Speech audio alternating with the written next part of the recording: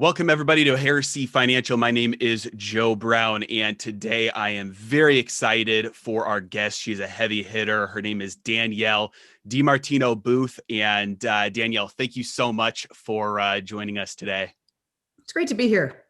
You have an impressive resume. Very, excited with the conversation today because of the wide range of experience that you have. For anybody who's not aware, you got your start on Wall Street. You became a Fed insider, spent 9 years there at the Federal Reserve Bank of Dallas. You wrote a book called Fed Up, which is one of my favorite books, just kind of an inside view of everything going on there. And we'll definitely dive into that in this conversation. And now you're the founder, you're CEO of Quill Intelligence, and you're building your own financial media empire, YouTube, Twitter, and everywhere else. And so it's an absolute honor. It's a delight to have you on the show today. Well, that was a great introduction. Thanks so much. I hope I can live up to all that. Absolutely. Well, let's jump right in. I kind of want to go through this a little bit chronologically. Sure. So starting off with, kind of your time at the Fed and then working forward to what's going on today in the economy. So at least back then, could you explain a little bit how, insulated the Federal Reserve it was from the real world? You talk about this in your book, like from the, their economic models, backward looking data, seasonally adjusted, ivory tower salaries, all of that. All of those cliches that I really wasn't expecting, especially because of when I got to the Fed. I mean, we were at the precipice of the great financial crisis, which, it got its name great for a reason, because it was pretty big. And I got there and it was as if nothing was going on. Nobody was alarmed. There weren't like red flags flying everywhere. Most of the PhDs were continuing to work on the work they had done in college, as opposed to kind of crafting policy to prepare the Fed for what was to come.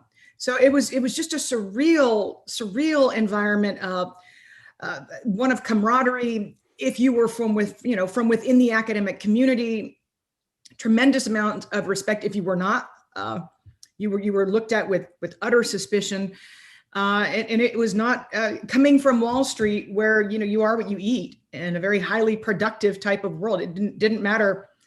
Diversity, inclusiveness, these are not words that even begin to belong on Wall Street if you're on the production side. Mm-hmm. You just produce.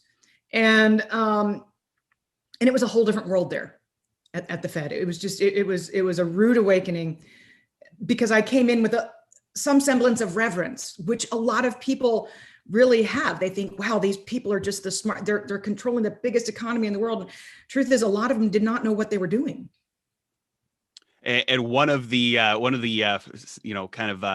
highlights that you talk about in your book is one of your coworkers there was actually criticized for working too hard. It put her coworkers in a bad light. Oh yes, I mean I will never forget that one of my coworkers was dinged on her annual review because she was too productive, and I'm like, wait a minute, I can't even begin to wrap my head around that.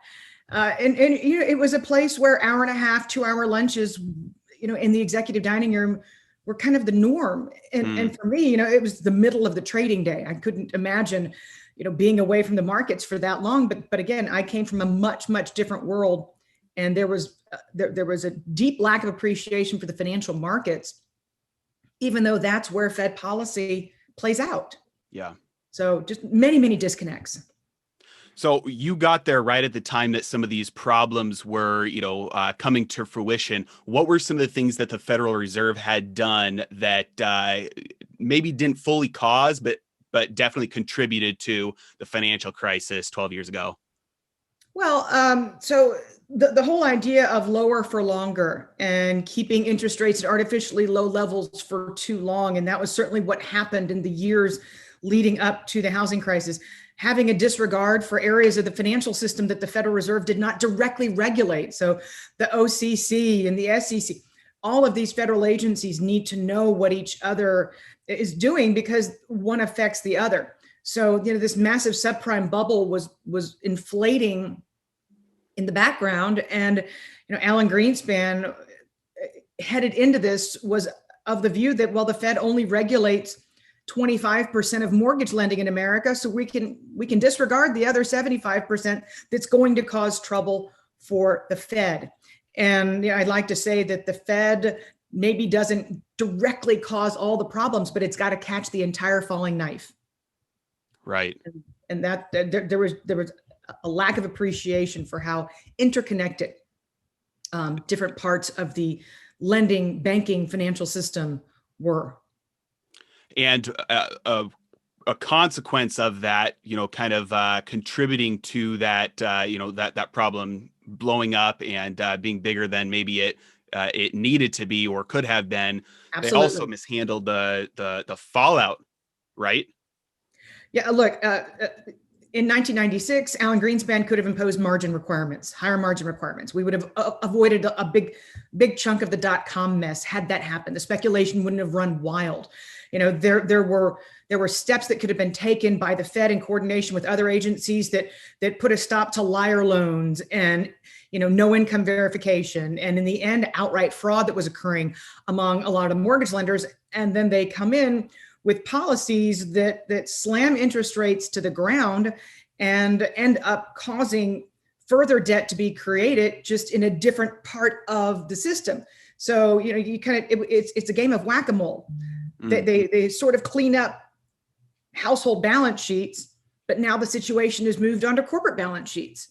Because again, when you keep interest rates at artificially low levels for prolonged periods of time, there's going to be a lot of not so wise lending that takes place. And that's exactly what we saw in the build up to the coronavirus and the recession that followed, that was not triggered necessarily just by the coronavirus. It was an accident waiting to happen because so much leverage had been allowed to build up in the system, again. Right. Right. I love the analogy of the whack-a-mole. It's almost like a Hydra version of whack-a-mole, where every one that you whack, there's three more that pop up in its place. Precisely. Yeah, absolutely. And so building up, like you mentioned, all of these kind of unforeseen consequences, second and third order effects. We know, like you've talked about this, they started popping up really the end of 2018 when Powell reversed course, right? And then the repo market blowing up, yield curve inverting, all of these things. These were direct consequences of the prior, 8 to 10 years, right? Yeah. It's funny when I hear you say yield curve inverted, people don't realize that the yield curve did not uninvert naturally. The Fed came in with its not QE program and literally started hoovering up all of the paper at the shortest end of the yield curve, which pushed yields. There was no way to not uninvert the curve if you have this price agnostic buyer coming in and physically, forcibly uninverting the yield curve. All of this was very much intentional. Right. Yeah, absolutely. And current, what's going on today is it looks like we're getting close to something like that needing to happen again, right? But this time with the long end. Like it's getting too steep. Well, we've seen a dramatic steepening of the yield curve. There are a lot of different factors that are at play right now that are causing this inflation scare, if you will. I do, however, think that it is an inflation scare. It's having knock-on effects. You've got mortgage rates at high enough levels that you're going to start to see home buying and selling activity, it remains white hot. But you're still going to see enough of a rise that the interest rate sensitive sectors are going to be affected.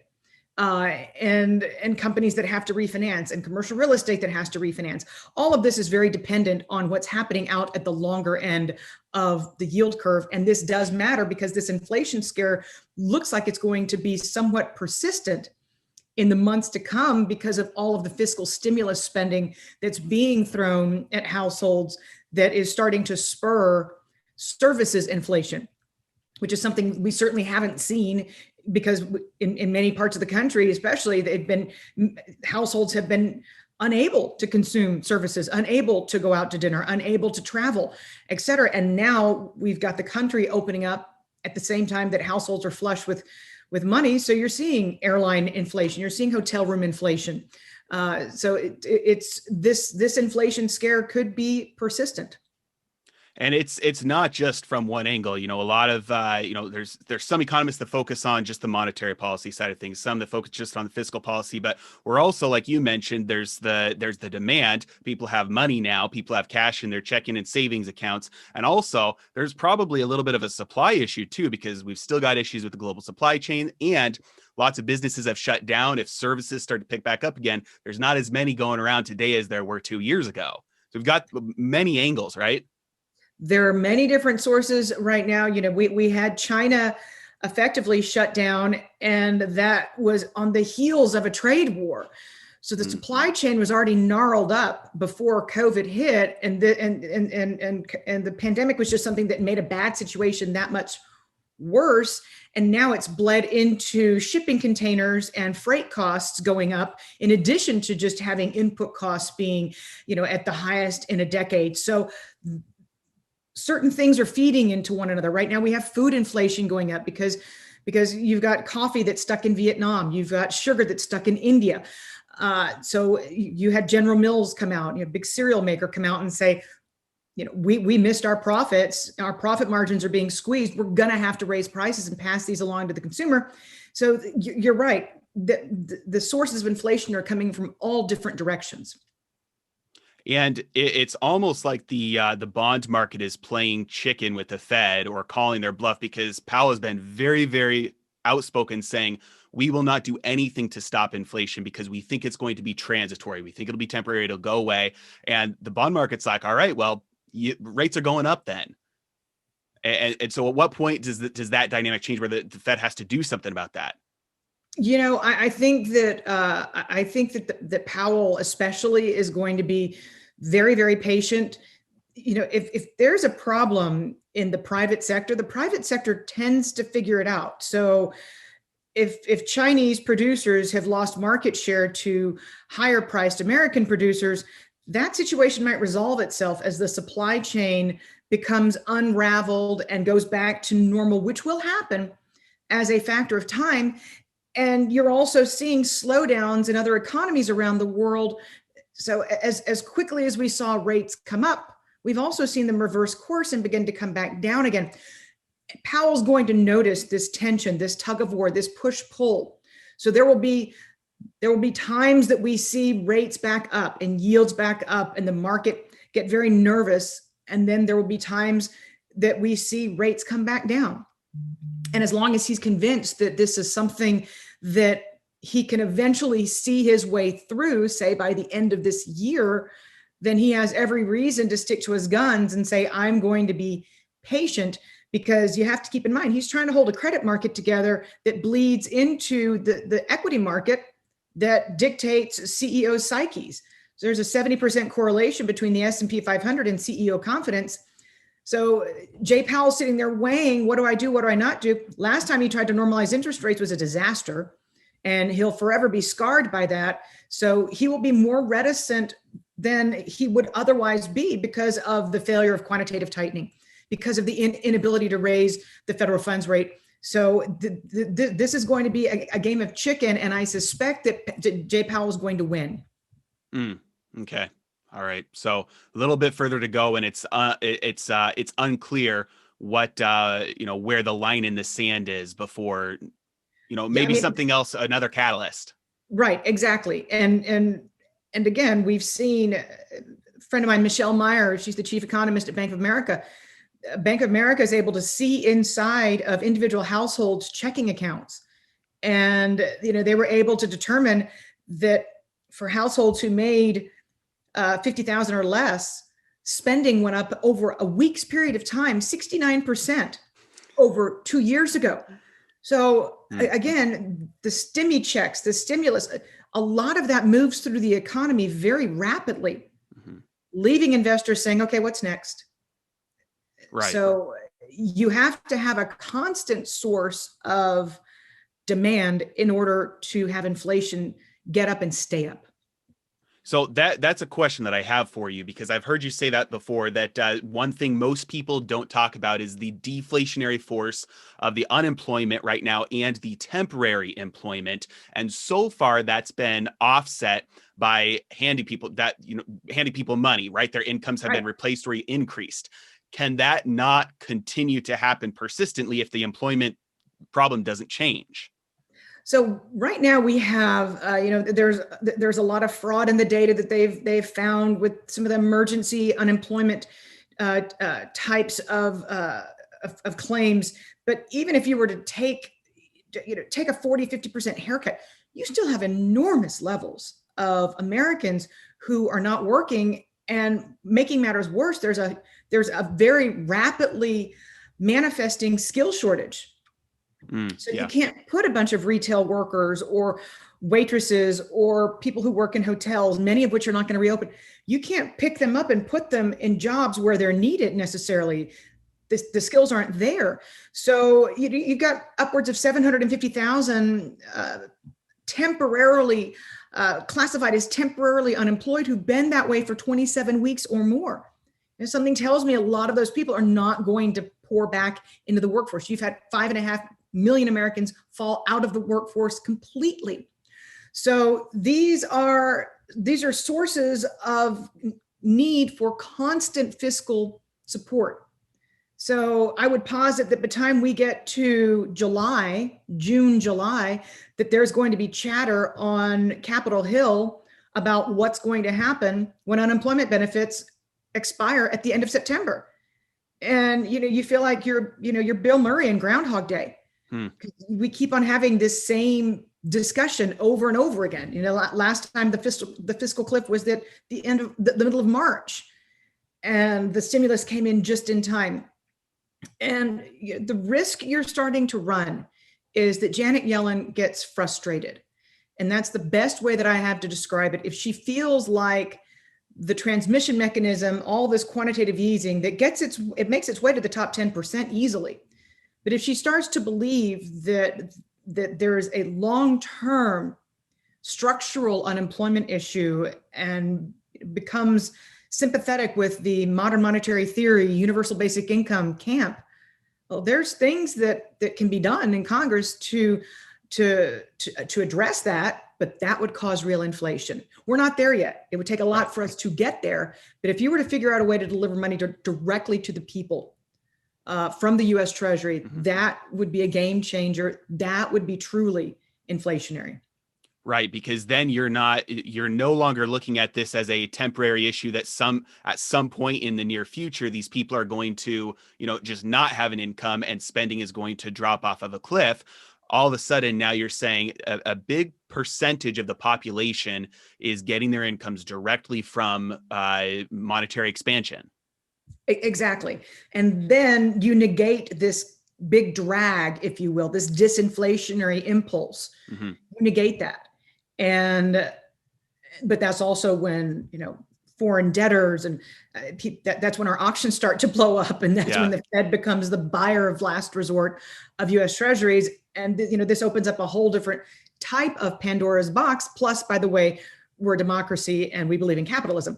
And those things fly in the face. Those types of policies, throwing the white flag up and saying the private sector is incapable of putting Americans to work. That's we're talking about a different kind of a country here. It seems, in my opinion, that some of the kind of the final deadline, last minute, hey, here's another stimulus check, something like that continues for, that seems more likely than something like, just straight up, here's paychecks for anybody who needs it directly from the Treasury. I mean, you would think, but given the very slow, given the very rapid cycle of our politics, a good chunk of the GOP, none of whom voted for this last round of stimulus, not a single one. This was a 50-50 straight down the middle line, pure partisan stimulus spending. It's going to be really difficult to convince the most powerful politician in America, Joe Manchin, who's a fence sitter.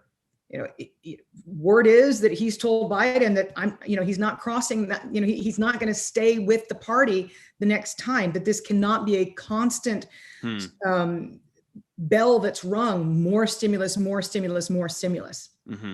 Okay. All right. Well, that makes sense. And there's a difference as well with what they've done so far over the last year versus what they're considering doing right now, which you've made the distinction as all the spending we've done, even after the, financial crisis to deal with the, the housing market blowing up subprime, it's all been non-productive spending.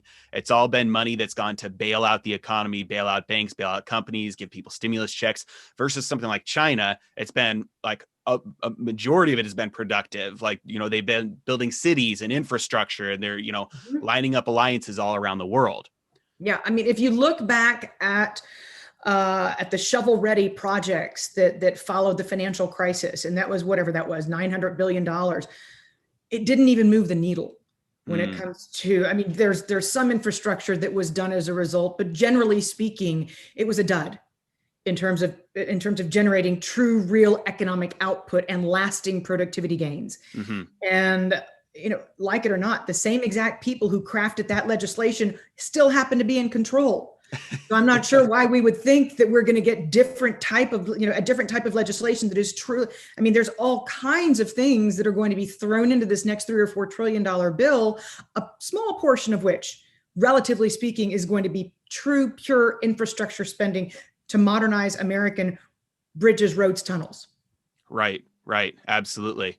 So do you think that the amount then doesn't really change things? It's how it's spent. Like let's say the full $3 trillion in its current, optimistic format gets pushed through. Are you optimistic about that having a significantly beneficial, output for GDP and our economic growth versus just the stimulus spending we've done so far?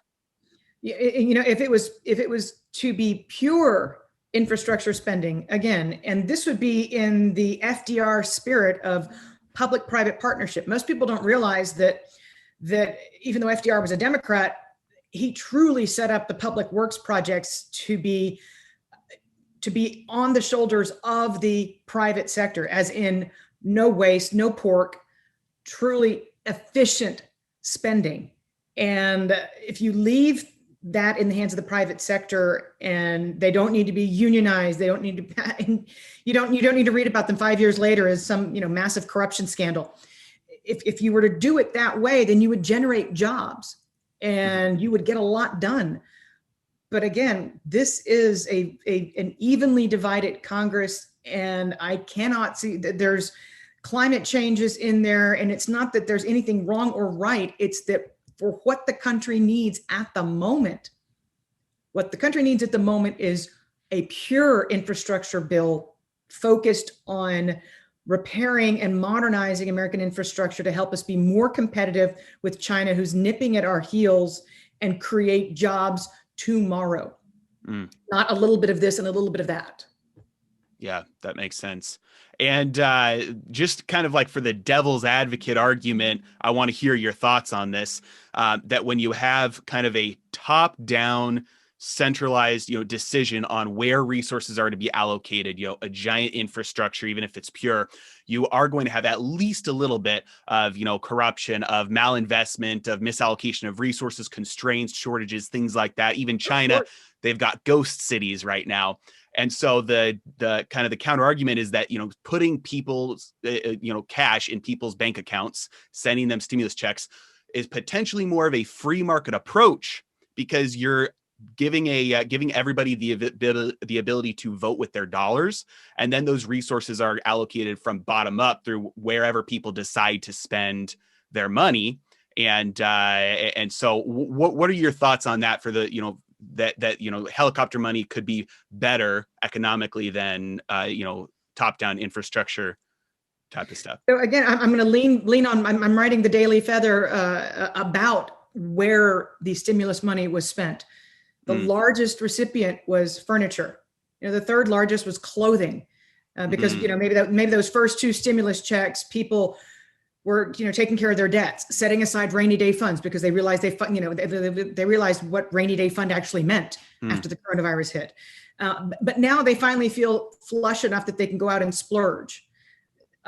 You can't convince me, because share buybacks are picking up so rapidly, that Joe Q CEO is convinced that he needs to add to production, and that he needs to anticipate that the demand is going to be sustained because it's being spent so quickly. And it's not that there's not a lot of money in people's hands. There's a lot of savings in America right now.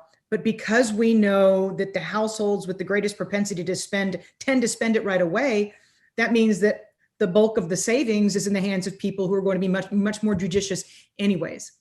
So again, had I not seen the evidence in terms of where sales have taken off, and had we not seen with extremely recent news, Q4 share buybacks having gone up appreciably for the first time since COVID hit, I mean, Fed policy tends to be a one-trick pony when it comes to, as you're saying, generating demand from the ground up. And that's why I like to point out that inside business and professional services, more than 50% of the jobs that have been created post-pandemic are temporary. So a lot of CEOs are hesitant that this is an economy that can stand on its own simply because it's been given so much stimulus. This is an area that it seems like maybe culture plays an important part, because you look at somewhere like Japan, they've had base monetary expansion for decades, but their private sector has been deleveraging for decades, and they've been running a trade surplus for decades. Versus America, when we get money in our hands, we spend it on stuff that we don't even make, so that money's just going right out the door to China and other places.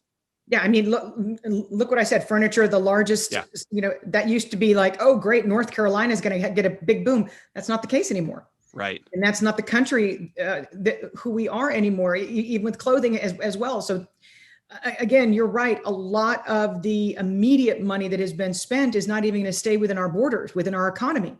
Right. Yeah, absolutely. What are some of the things, maybe not looking back, but looking forward, other than, a pure infrastructure bill? What are some things that you think the Federal Reserve could do a little bit differently, the Treasury could do a little bit differently, that could give us, a little bit more optimism about the path forward here? So, I've long been an advocate of the Fed stepping back. I mean, if we're just going to have one cycle after another of companies battening down the hatches, cutting costs when times are bad, and then when times are flush and good and they've got cash on their hands, they're just going to rev up the share buyback machine. That is an ingrained behavior that has been taught to them by the Federal Reserve. At some point, you look for a little bit of humility, and the Fed saying, there's a lot of backfiring going on here. Maybe this QE business is not generating what we need in terms of real economic output. So my wish would be that the Fed would step back. And the counter argument to that, playing devil's advocate to myself, is, well, then the stock market would go down, right? And that would bleed into layoffs. And that's the catch-22 of monetary policy in America today. The Fed had a great opportunity with COVID to allow a lot of the least productive players in the economy to go out of business. Or even restructure to where they kept a lot of their employees, but instead, they allowed them to put more debt on their balance sheets again, so that they're even in a weaker financial position, and you don't need as large of a black swan event to throw these balance sheets off kilter once again. So it is a self-perpetuating cycle. But it's not all doom and gloom, but there's no easy out for monetary policy. What I will say, as a mother of four, is that it has nothing to do with Treasury, and it has nothing to do with the Federal Reserve, but we want to put somebody on the moon again. And the last time this country embraced organically, internally, fundamentally, STEM studies, science, technology, engineering, math, was when we put somebody on the moon. Yeah. And I look to the disaster of teachers' unions. I live in Texas, and we've not had any kind of chaotic situation with having the schools open all week long, all year long. My children have been in the classroom all year, and they've figured out the protocols. They've figured out the masks. They've figured everything out to open the schools safely. The reason I bring this up, it's not a non sequitur, I promise. It's that the teachers' unions have been cast in such a poor light because there are so many examples of functional school districts that have done fine this whole time, that maybe we're finally at a point where we can we can open the door to true education reform in America. And that's what's going to build our economy, rebuild our economy from the ground up, is home growing our own next generation innovators. Yeah. And that's where you get the America that we want, for the entrepreneurship, the patenting, all of these things. It all starts in preschool. And to me, at least, I'm very passionate about two things right now: education reform and infrastructure. If you address those two things, you make this country that much more competitive for the next generation, for tomorrow. And I think that right now there are so many, if you look at female participation, women's participation rate, that has taken such a beating because women have been forced out of the workforce, working moms. So I'm hoping that there's enough of a groundswell of support that maybe we can finally find a way to true change that will help this country. I'm glad you bring up the next generation, because so many people don't think about this, but the best thing possible for the next generation is if we had a stock market crash right now, a real estate market crash, like for the next generation to be able to start to accumulate assets that are on sale, instead of for, decades, they've been, increasingly overvalued. That's not a bad thing for future generations. It's almost like allowing the small fire to happen so the entire forest doesn't burn down.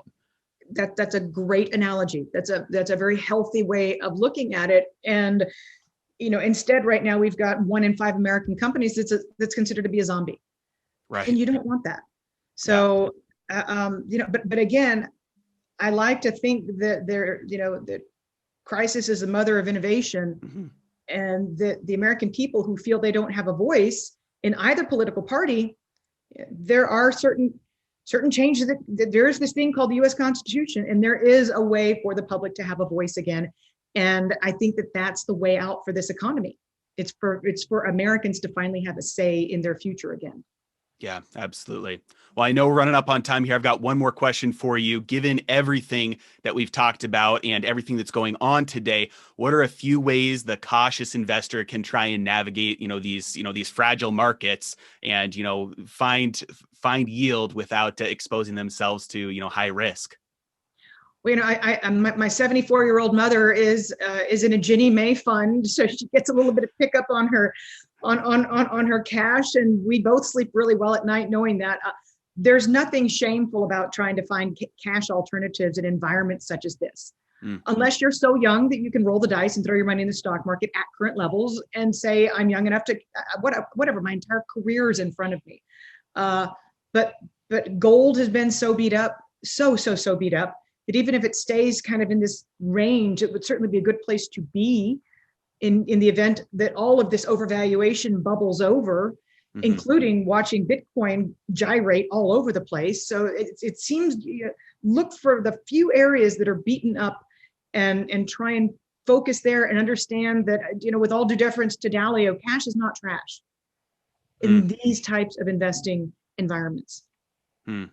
Yeah, because all it takes is, one decision to pull back a little bit, and everything, pull back the punch bowl a little bit, and then cash becomes a lot more valuable.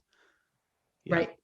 Yeah, absolutely. Well, if anybody wants to find more of you, obviously you are all over YouTube. You're constantly featured on, Bloomberg and Yahoo and CNBC and all of that. You've got your own YouTube channel, Danielle DiMartino Booth. You're on Twitter.